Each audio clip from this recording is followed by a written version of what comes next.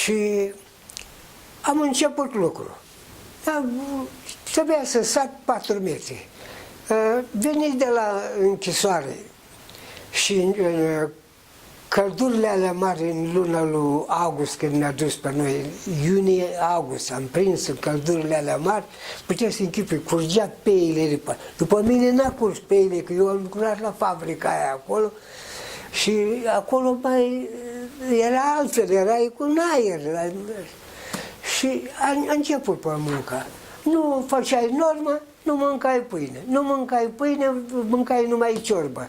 O săptămână de ciorbă, începea diaria, începea dezinteria, îl duce la spital, la Jilava. Jilava era închisoare, nu era spital, dar spunea că e spital acolo, da. Și duce acolo și așa. Și am lucrat așa, era muncă grea, cum se spune. Nu te bătea, că zici că te bătea acolo, că să ajunge o bătea. Însă era munca foarte, foarte grea.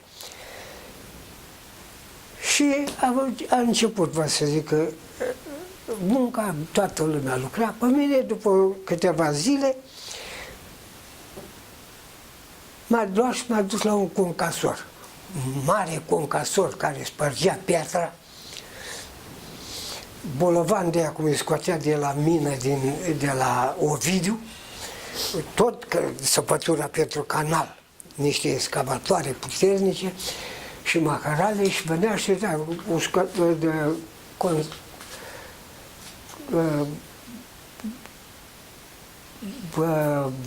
fabrica de spart pietrele alea era pe kilometri întinsă. De aici venea bolovană și îi trântea jos și noi eram pe benzi. Urmăream să nu cadă banda, să nu cadă sucotel și să împărțea. Avea găuri la bandă, vă zic că curgea ce era mărunt în partea și ferea ca altă bandă și mergea mozaicul separat, piatră de șosea separat. Vă zic că pe calități se vedea. Concasorul, fabrica legea noi. Și până am lucrat acolo 1 an de zile, 2 ani de zile, vă zic, cu 3, 2 închise înăuntru, 1 în fabrică, 3 și cu 2 aici, 5. Și când a crăpat Stalin, când a murit, s-a oprit canalul. După câtva timp, s-a oprit canalul. Într-o zi, eram 2000 de deținuți acolo, a ieșit pe platou. A ieșit un ofițer și a spus: cine se liberează până la 23 august? Ne-a ieșit 2 oameni. Eu și unul, Garofil Stere, primar din comuna B, de Stolcea, parcă un cetățean înalt, solid.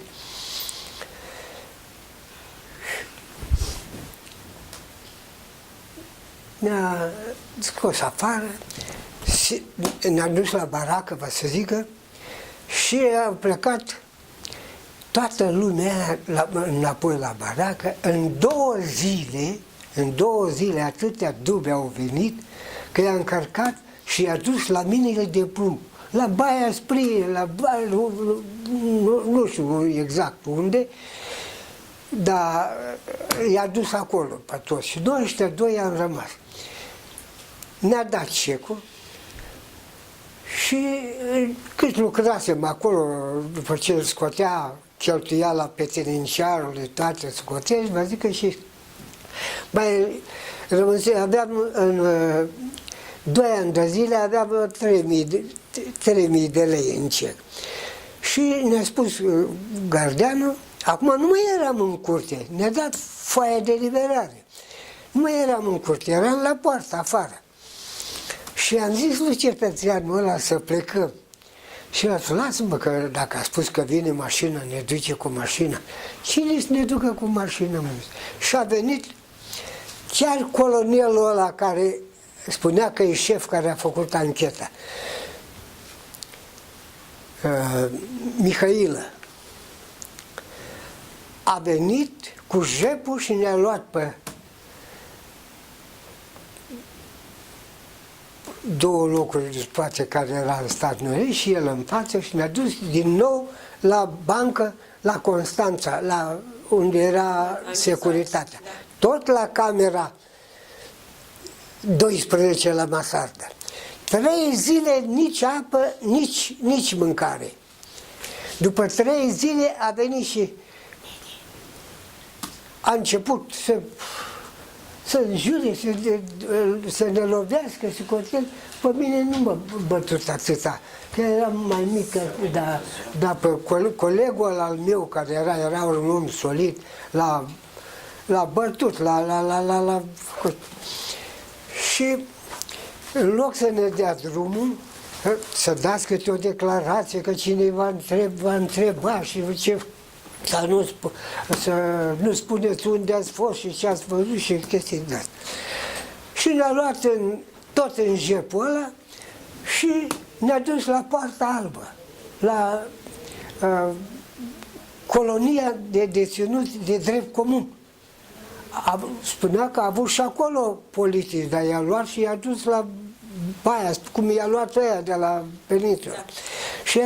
Și am stat 2 luni de zile acolo, până când s-a terminat banii care i-am avut pe cec. Vă zic că noi am consumat la petreninciar din banii noștri cât am stat acolo. Și într-o bună zi a venit, ne-a luat, ne-a dus iar la bancă și seara ne-a dat drumul, ne-am dus acasă. M-am dus acasă. Acasă era jale mare, nimic nu mai aveam. Nici haine ca lumea nu mai aveam. Și așa, nu puteai să te încadrezi nicăieri. Unde te duceai, deținut politic. Nu.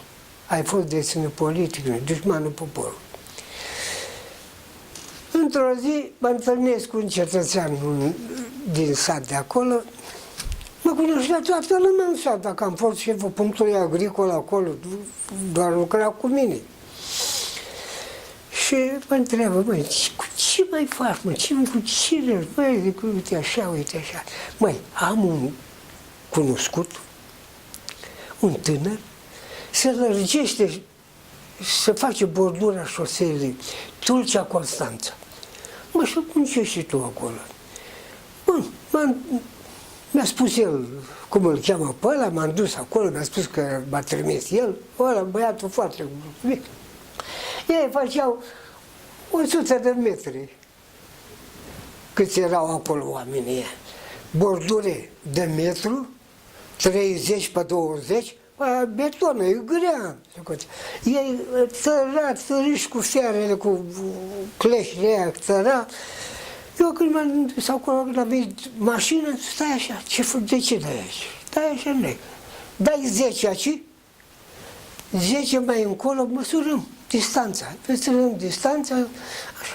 Și așa, băiatul ăla era cu mașină, era de acord să lasă. 10 acolo, 10 acolo, 10 acolo, unde îi ziceai? Și i-a lăsat. Și am început să fac, am lucrat pe 15 zile. Treaba mergea, făceam 200 și ceva de metri. Că le și chituiam formă între ele cu ciment, vă zic că și tot.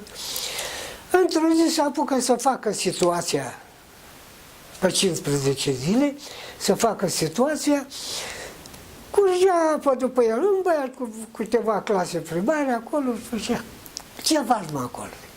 Păi să fac situație, dă-mă să fac eu, încoace, încoamă.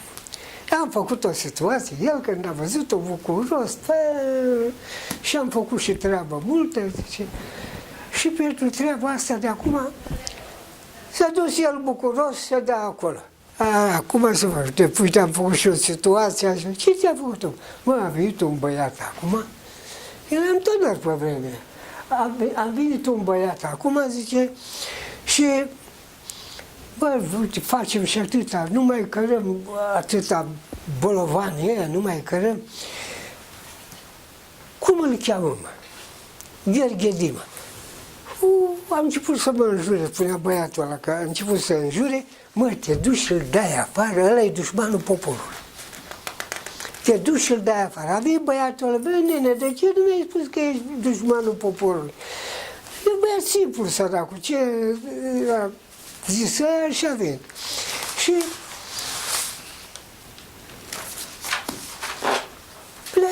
pleacă imediat, pleacă, nene, că mă dă afară, pleacă. Am plecat. Banii n-am luat de acolo.